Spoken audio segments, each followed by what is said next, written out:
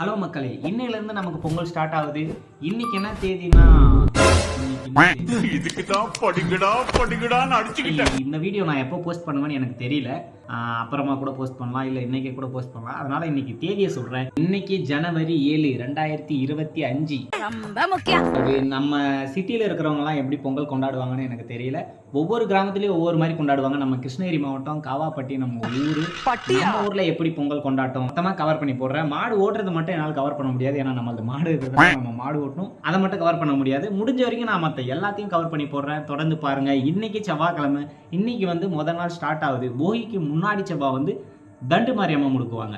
இன்னைக்கு வந்து தண்டு மாரியம்மா முடுக்க போகிறாங்க. இன்னைக்கு நைட்டு தொடர்ந்து வீடியோ பாருங்கள். மக்களே, நைட் ஆகிடுச்சு. வீட்டில் எல்லோரும் சாப்பாடு செஞ்சு எச்சி படாமல் எடுத்துகிட்டு வந்து இங்கே கொட்டணும். அது வந்து ஒரு சம்பிரதாயம். இதை வந்து அந்த கரகம் எடுக்கிறவங்க வந்து எடுத்துகிட்டு போயிடுவாங்க. கடைசியில் நம்ம வீட்டிலேருந்து எடுத்துகிட்டு வந்திருப்பாங்க. நம்ம அதை கவர் பண்ணலை. சின்ன வயசுலலாம் பார்த்திங்கன்னா ஏதாச்சும் சப்பாத்தி பூரி அந்த மாதிரி எடுத்துகிட்டு வந்தால் எடுத்துகிட்டு ஓடிடுவோம். தோசையை கூட விட மாட்டோம். அது ஒரு காலம். இங்கே சின்ன பந்தல் மாதிரி போட்டிருக்காங்களே, இங்கே தான் வந்து பூஜை செய்ய போகிறாங்க. இதுக்கு தான் பலி கொடுத்து அந்த கரகத்தை எடுத்துகிட்டு போய் வெளியே விட்டு வர போகிறாங்க. இது வழியாக தான் மாடு ஓடி வரும். அதுதான் பந்தல்.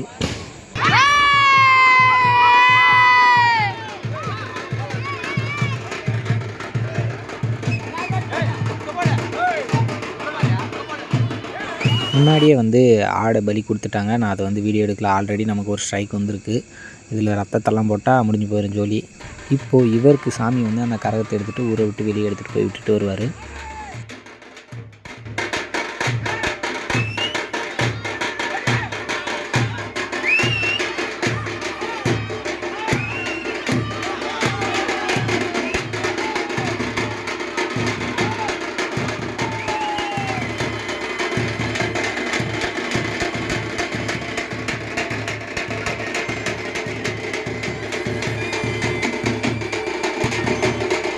இப்போ இவங்க இதை எடுத்துகிட்டு போயிட்டு ஊருக்கு வெளியே இருக்கிற கிணத்துல வந்து விட்டுட்டு கை காலெலாம் கழுவிட்டு வந்துடுவாங்க. அவ்வளோதான், இங்கே முடிஞ்சிச்சு. பக்கத்தில் இதே மாதிரி செய்வாங்க, அதையும் பார்ப்போம்.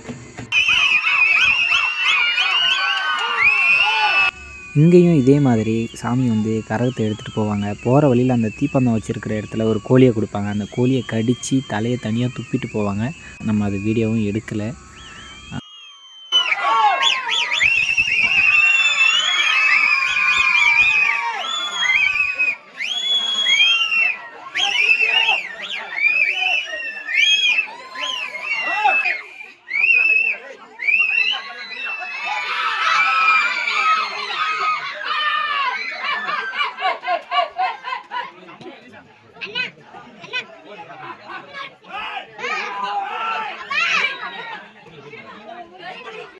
அவ்வளோதான் மக்களே. இவங்களும் அதே மாதிரி ஊருக்கு வெளியே இருக்கிற தண்ணியிலையோ ஆற்றுலையோ இல்லை கிணத்துலையோ எடுத்துகிட்டு போய் இதை விட்டுருவாங்க. அடுத்தடுத்த நாட்களில் எப்படி பண்ணுவாங்கன்னு அடுத்தடுத்து வீடியோ போடுறேன். தொடர்ந்து பாருங்கள். மறக்காமல் சர்ப்ரைஸ் பண்ணுங்கள். தேங்க்யூ.